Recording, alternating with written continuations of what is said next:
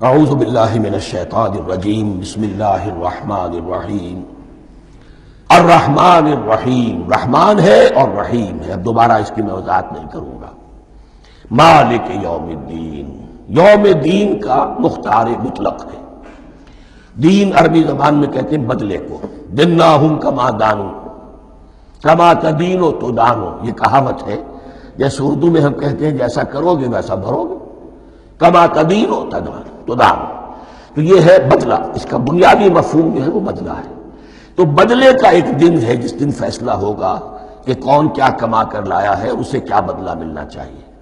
آیا اس کا برائیوں کا پلڑا بھاری ہے کہ اسے سزا ملنی چاہیے، یا اس کی حسنات اور نیکیوں کا پلڑا بھاری ہے کہ اسے جزا ملنی چاہیے، اس کا انعام اور اکرام کے ساتھ معاملہ کیا جانا چاہیے۔ وہ ایک دن ہے، اسے ہم یوم القیامہ کہتے ہیں۔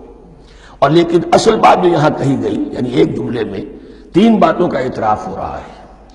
بعث بعد الموت، ایک دن آئے گا کہ ہم مرنے کے بعد تمام انسان اٹھا لیے جائیں گے۔ پھر حساب و کتاب، پھر اللہ کے ہاں حاضری ہوگی اور حساب کتاب ہوگا۔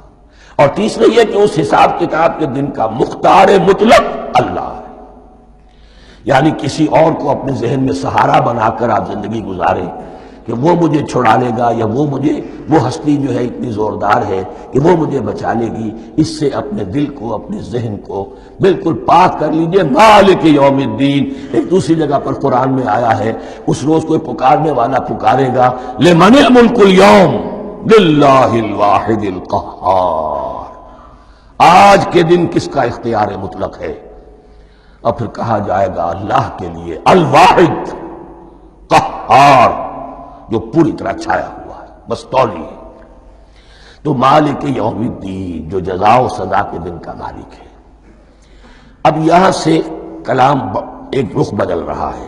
ابھی تک تو یہ غائبانہ انداز میں کلام ہو رہا ہے، اللہ سے خطاب نہیں آیا اس میں ابھی۔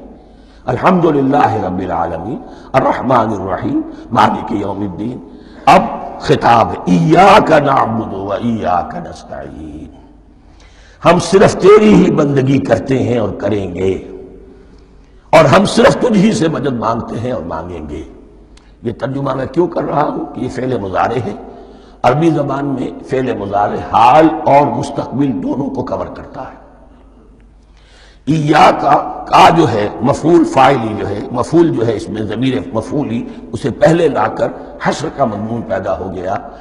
ہم تیری بندگی کرتے ہیں نہیں، ہم تیری ہی بندگی کرتے ہیں اور کریں گے۔ حال میں ترجمہ کیجئے تو یہ اظہار حال ہے، اور مستقبل میں ترجمہ کیجئے تو یہ ایک عہد ہے، قول و قرار ہے، بہت بڑا معاہدہ ہے۔ وَإِيَّاكَ نَسْتَعِينُ، اور صرف تجھ ہی سے مدد مانگتے ہیں اور مانگیں گے۔ اس میں بھی حال کا ترجمہ اظہار حال، اللہ کرے کہ واقعی ہمارا حال وہی ہو۔ جب ہم یہ الفاظ کہتے ہیں تو واقعتاً ہم اس پر پورے اتر رہے ہوں کہ اسی کی بندگی کر رہے ہوں اور اسی سے ساری استعانت اور استمداد کر رہے ہیں۔ جہاں تک مستقبل کا تعلق ہے وہ پھر ایک عہد ہے۔ صدق اللہ العظیم۔